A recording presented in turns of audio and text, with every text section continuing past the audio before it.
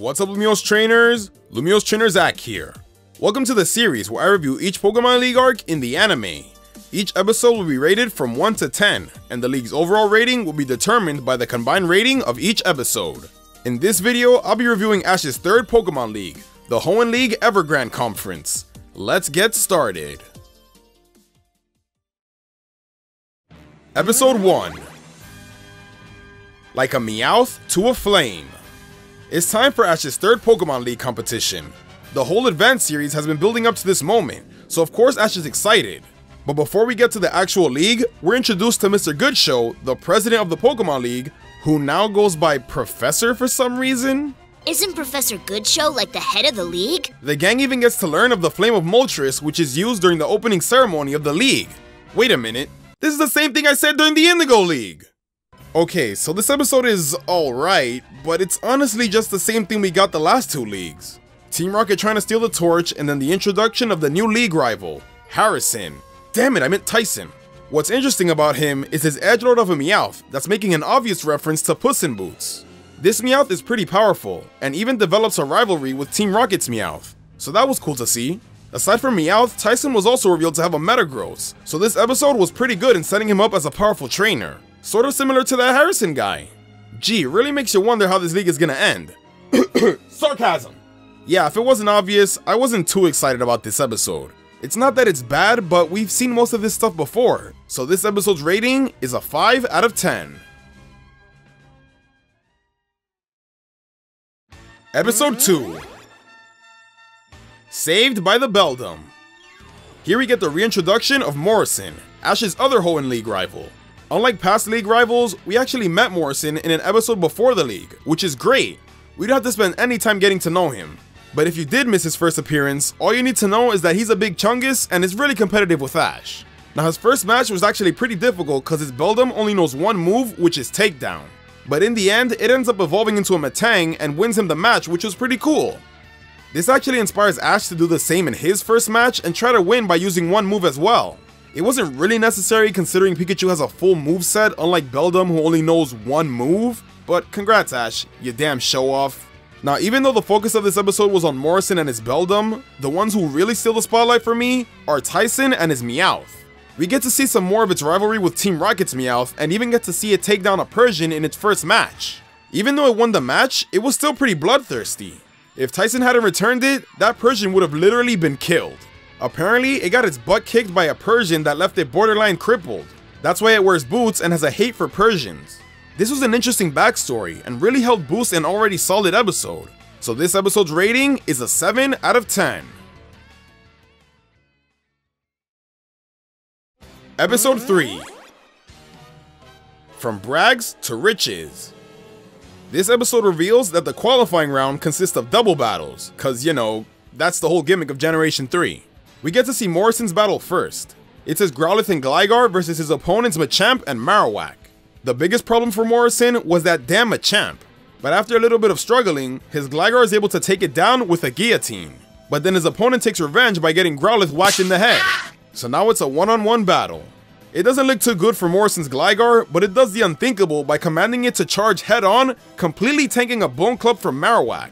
This was done so that Gligar can get close enough to land the powerful Iron Tail and win the match.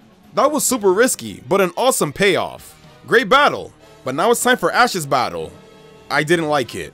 First of all, Torkoal lost to Atropius. How? Oops, my bad, it was a tie. Point is, Torkoal should have won and it didn't. So that leaves Corphish versus Swalot. It was tough cause Swalot kept tanking everything and also had Shockwave, which is super effective on Corphish. But Ash wins by making Corphish charge at Swalot, tanking a Shockwave even though it did a lot of damage before, which makes no sense but okay, and finishing it off by using a Bubble Beam in its mouth. Pretty clever, but this is literally the same strategy Morrison used to win, recklessly charging forward for a close range attack. I know they're competitive rivals and all, but now it just feels like Ash is copying Morrison, and it's getting old really quick. This episode's rating is a 6 out of 10. Episode 4. Shocks and Bonds. This episode was a great one. It starts out with Ash battling some dude called Clark, the Conductor. Ash sends out Glalie and Grovyle, a pretty good combination. until you realize Clark sends out a Quilava and a freaking Charizard. Anyways, throwing game logics aside, Ash actually does well considering the clear disadvantage. I like the strategy he uses by making Glalie defend itself by creating ice pillars. Clark uses these pillars to his advantage though by hitting Glalie and making him bounce off like a pinball. But of course, Ash is able to turn it around by using the momentum of the bouncing to land a powerful headbutt to win the match. Pokemon Pinball for the win! The next big moment in the episode is when the victory tournament finally begins. We get an awesome cameo moment of Ash's friends watching him on TV again. We get to see Ash's mom, Mr. Mime who's randomly sick for some reason, Misty, Professor Oak, and... who? Now Ash is facing off against Katie, who gives him a good run for his money. She's shown to be very smart and calculative by the way she switches into her Pokemon that have a clear advantage over Ash's.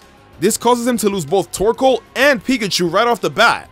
Torkoal isn't that much of a surprise, but Pikachu? That's a big deal. The biggest moment, however, is when Katie sends out her Misdreavus to purposely take damage so that it can use Destiny Bond to take Ash's Glalie down with it. That's a pretty crazy strategy. Because of this, half of Ash's team is already down for the count. This was a great cliffhanger and makes you wonder how Ash will turn it around. This episode's rating is an 8 out of 10. Episode 5. A Judgment Brawl. The episode barely starts and we already see a good battle between Ash's Corphish and Katie's Golduck. Corphish gets hit by a confusion, which causes it to be confused. Duh. But even though it might seem bad, Corphish ends up using random attacks that manage to connect and throw Katie off guard, eventually causing her Golduck to lose. This really reminded me of the drunken kung fu fighting style. It was great and hilarious. Then, Ash is really able to turn the match around with his Swellow. It quickly gets rid of Katie's next two Pokemon. I gotta say though, the battle between Swellow and Scizor was pretty cool. It was truly a battle of speed and skill. Katie's final Pokemon, Walrein, was able to get Ash down to his final Pokemon, Grovyle.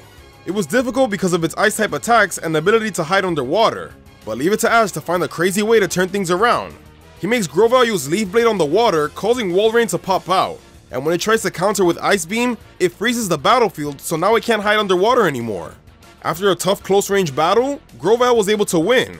Now that was awesome. Later on in the episode, Ash's next opponent is revealed to be Morrison. This causes Morrison to get depressed cause he doesn't want to battle a close friend. So when it's time for their match, Morrison isn't battling like he normally does. The episode ends with Morrison struggling to send out his next Pokemon, which might lead to a disqualification. This was another great episode and a pretty interesting cliffhanger as well. Its rating is an 8 out of 10.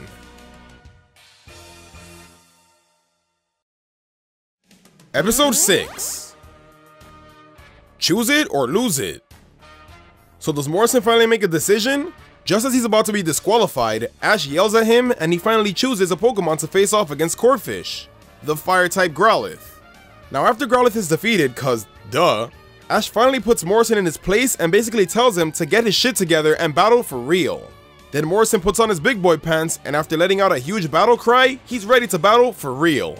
Thanks to that, we get an intense battle between Swampert and Corphish that ends in a draw. Well, that was unexpected. Or should I say, unexpected? Cause you know, Onix is the pre-evolution of Steelix, which is the Pokemon Morrison uses to body Ash's team and catch up. Anyway, Steelix is finally taken down by Grovyle in an awesome way.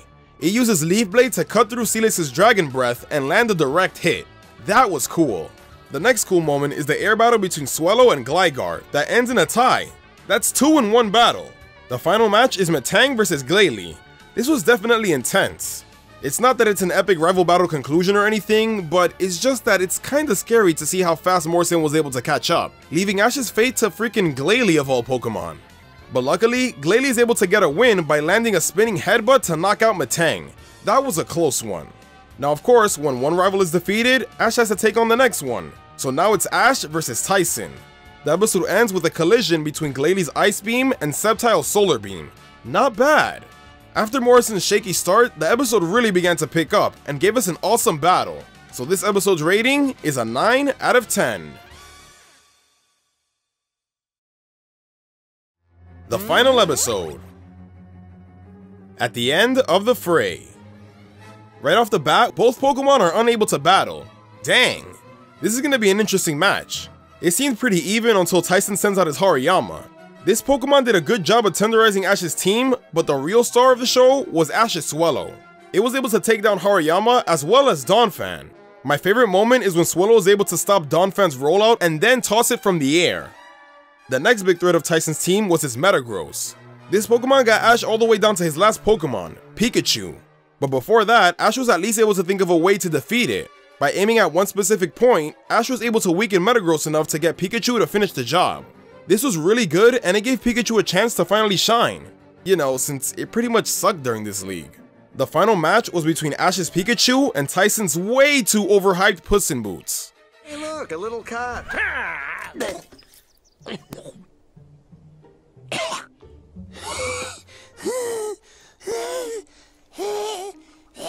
This battle was interesting because Pikachu and Meowth share two of the same moves, Thunderbolt and Iron Tail.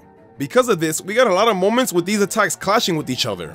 Another thing to know about this final match is the fact that Team Rocket's Meowth was cheering for Tyson's Meowth. To be honest, it was starting to get a little annoying with him making a damn comment after every attack. Like, shut up dude, we get it. You're a Meowth, he's a Meowth. The battle ends with both Pikachu and Meowth hitting each other with an Iron Tail. They both struggle to get up, but in the end, Pikachu stays down. All in all, this episode was pretty good, but the final match brings it down for me. Seeing Pikachu lose to a Meowth just felt kinda dumb. I don't care how much the anime wanted to hype it up. Losing to Tyson's Meowth is a disgrace and should never be brought up again. This episode's rating is a 7 out of 10.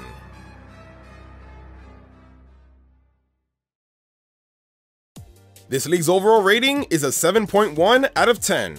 Pretty good, but not better than Johto. It had a not so great start because it was basically copying the last two league intros, but by the time we get to the victory tournament, it really makes up for it. The rivalry between Ash and Morrison was great. It was interesting to see how Morrison had to deal with facing off against a close friend. This was great because it's something you don't normally see from battles. Tyson was another great part of the league. I was never upset that he beat Ash because he has a team of fully evolved beasts, while Ash has, you know, this. I even thought it was a good idea to make him win the whole league. Definitely makes Ash losing a lot better since he lost to the best trainer there, so it's not that bad when you think about it. I did have a problem with Pikachu losing to Tyson's Meowth though. Pikachu was constantly beating a Meowth but couldn't beat one when it mattered the most? Come on man. That win really just felt like a victory for Team Rocket since their Meowth was cheering for Tyson's the whole time. And you know how I feel about Team Rocket. By the way, I want to give a quick shout out to Ash's Grovyle, Swellow, and Glalie. They really put in some work in this league. As for Pikachu, you really didn't do much this time besides beat Tyson's Metagross. Sorry. At least you redeem yourself in the next league, buddy. So I'm looking forward to that one. Thanks for watching, everyone. Make sure to live your life to the fullest, and I'll see you all next time.